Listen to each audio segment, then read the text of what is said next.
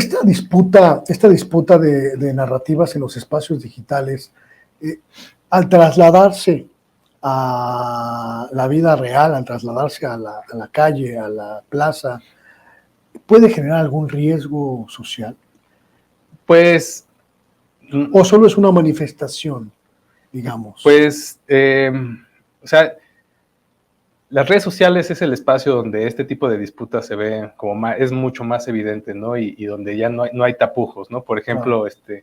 este tipo de contenido, declaraciones, pues no se ven en los medios tradicionales, ¿no? De comunicación, ¿no? Claro. Ni siquiera enunciadas también por las candidatas mismas, ¿no? Uh-huh. Entonces, esta parte como de la anonimidad, ¿no? Del anonimato de las Uh-huh. redes sociales es lo que permite también que surjan este tipo de contenidos. Uh-huh. Sin embargo, también lo que es cierto es de que la mayoría de la población pues tampoco está metida en las redes sociales, ¿no? O sea, la gente que tiene acceso a un dispositivo, a internet, etcétera, pues no es la mayoritaria de la población, ¿no? Uh-huh. O sea, este tipo de contenido y de prácticas en las redes sociales, o sea, no estoy diciendo que no importan, sino, o sea, sí importan porque generan como este tipo de sentido común o tratan de generar esta imagen, ¿no? De posicionar estas imágenes alrededor de, pues no solo de las candidatas, sino de personajes o de, no sé, luchadores sociales, etcétera, ¿no? Uh-huh. Entonces, en las redes sociales tratan de posicionar estas ideas, ya escalar lo que llegue ahí. Bueno, sí hay un caso, ¿no? Que es el de la toma del Capitolio en Estados Unidos, ¿no? También, o sea, hay ejemplos como de varios extremos, ¿no? Paradigmáticos. Sí, exacto, ¿no? Entonces sí hay estos casos en donde la convocatoria o la discusión o toda esta narrativa que se posiciona en redes sociales, pues sí tiene un impacto en la vida real, ¿no? Como en ese caso particular, pero no es lo común, ¿no? Claro. No es lo común, pero sí hay que estar al pendiente, ¿no? Y ser críticos en el tipo de contenido que consumimos, ¿no? Para, pues, no caer también en este tipo de prácticas. ¿Qué modelo de comunicación en redes sociales puede ser más efectivo? ¿El modelo que ataca, que desacredita, que busca aniquilar la figura pública a la que está dirigido el ataque, o la campaña en la que se propone, se busca la vinculación social? ¿Cuál, electoralmente y políticamente, cuál puede ser más efectiva en estos casos? Pues históricamente hemos visto que la más efectiva es justo la primera que mencionas, ¿no? La del ataque. Sí, claro. La desacreditación. Sí, claro. ¿No? Y está relacionado con lo que comentaba hace un momento, ¿no? Sí. O sea, el propósito de las redes sociales, ¿no? Es tenernos ahí, ¿no? Claro. Y la manera en la que capta nuestra atención es apelando a nuestras emociones, básicamente, ¿no? O sea, claro. También, ya sea que queremos entrar para, pues, echar pestes, ¿no? De alguien o claro. Confirmar así que están diciéndole rata, delfina o inmoral a Alejandra, lo que buscamos es cierta satisfacción, ¿no? Así es. Entonces, las redes sociales están construidas para eso, todas, uh-huh. ¿no? Viven de nuestra atención, tal cual. Uh-huh. Entonces, el tipo de contenido que es más directo a despertar o a generar una respuesta emocional es lo más efectivo, ¿no? Y en el Estado de México, ¿qué está pasando? Porque creo que es muy claro que el fenómeno en las redes sociodigitales pues también responde a esta cuestión humana a la que hacías referencia. Pero Delfina Gómez trae una imagen conciliadora, claro. Pacifista, incluso de respeto. Hay por ahí un video que ahorita lo vamos quizá lo vamos a ver, donde la candidata del PRI le preguntan por su contrincante y dice, yo ni la conozco, no sé ni quién sea, ¿no? Despectiva, grosera, arrogante, y la misma pregunta se le hacen a Delfina Gómez y respetuosamente dice, mi respeto total. Baches, terminar con ellos. Candidata contrincante. ¿Cuál? Abstencionismo.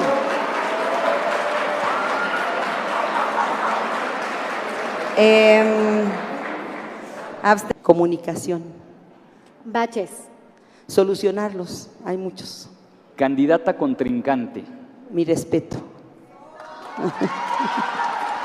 Abstencionismo. Y la gente, ¿cómo responde a eso? Es decir, el impacto de lo negativo tendrá que estar acompañado de un asunto político que sea congruente con esa dinámica, Claro. ¿no?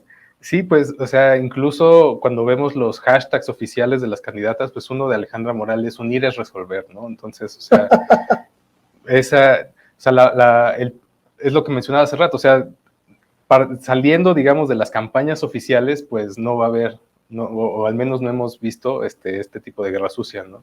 Claro. Estas campañas, ¿no? de hashtags y de contenido negativo, etcétera, pues están pues amplificadas y generadas por un conjunto de cuentas pues básicamente anónimas, ¿no? Claro. Y esa es como también el problema, ¿no? del uso de las redes sociales en contextos electorales, ¿no? O sea, falta de regulación, Claro. ¿no? De cómo se utilizan este tipo de recursos para la comunicación política, ¿no? Porque justo como es como un espacio gris, ¿no? Donde no podemos saber a ciencia cierta quién está financiando, ¿no? O quién está manejando esas cuentas, etcétera, ¿no? Y entonces ese vacío de regulación ilegal permiten este tipo de manifestaciones y de conductas que vemos allá adentro, ¿no? El Instituto Electoral, por ejemplo, tiene o tendría la posibilidad de hacer una regulación de este espectro. Pues es complicado. Es ¿no? complicado, sí. De hecho, o sea, tengo entendido que sí hay maneras, ¿no? Los institutos electorales tienen maneras de fiscalizar y de vigilar cómo se está utilizando el presupuesto para las campañas electorales. Pero, o sea, en el caso de Facebook sí hemos visto que hay un apartado donde se pueden ver cuáles son los mensajes que han sido pautados, etcétera. Pero en el caso de las redes sociales, particularmente Twitter, pues estos mensajes no vienen de las cuentas oficiales, ¿no? O sea, es otra vez el anonimato de miles o cientos de cuentas que están haciendo este tipo de cosas. No es fácil hacer como un trazado hacia quienes están controlando o manejando esas cuentas, ¿no? Me gustaría que viéramos la gráfica número 4, que es una gráfica que a mí me parece muy singular y ojalá me ayudes tú a entenderla. Las redes en las que concurre el diálogo a partir de los hashtags. ¿Cómo podemos entender esta disputa de las redes sociodigitales a partir de este modelo gráfico, Martín? Sí, aquí lo que hacemos, esta es una red de concurrencia de hashtags, ¿no? Lo que significa, o sea, cada nodo, cada etiqueta corresponde a un hashtag y ponemos un enlace entre hashtags que aparecen al mismo tiempo, ¿no? Entonces podemos ver, o sea, no sé, una publicación que dice Delfina Gobernadora, ¿no? Hashtag Delfina Gobernadora, hashtag Edomex, ¿no? Entonces en esos dos hashtags ponemos un enlace, ¿no? Y así vamos haciendo con todos los tweets que recopilamos y construimos esta red, ¿no? Y luego lo que hacemos es identificar las comunidades o grupos de hashtags que aparecen con mayor frecuencia entre ellos, ¿no? Entonces, estas gráficas o este análisis nos ha sido muy útil porque cada una de estas comunidades de hashtag o estos grupos representan, le llamamos macronarrativas, ¿no? O sea, digamos que es el conjunto de hashtags que representan de qué quieren hablar, ¿no? De qué está hablando esa comunidad. De qué está hablando esa comunidad, ¿no? Entonces, identificamos cómo, o sea, todos estos hashtags alrededor de Delfina que están apoyándola, todos estos hashtags están alrededor de Alejandra que la están apoyando, estas otras que se están actuando en contra, ¿no? Este tipo de análisis también nos ha servido mucho. Estamos analizando la conversación en Twitter del pasado episodio de COVID del presidente, ¿no? Y en otros también casos hemos identificado cómo es un evento en particular y se genera un conjunto de hashtags que generan pues toda esta narrativa, ¿no? Entonces vemos cómo está, por ejemplo, aquí Delfina delincuente electoral, por decir algo, y alrededor está todo el otro tipo como de imaginario, ¿no? Que están construyendo alrededor de él, ¿no? Claro. Para eso nos son muy útiles estas gráficas. ¿Quién está teniendo más éxito con esta campaña? Porque si nos remitimos al escenario que se plantea, por ejemplo, en las encuestas, pues prácticamente Delfina Gómez no ha sufrido mella ninguna desde que comenzó el proceso preelectoral, incluso sí, hasta hoy.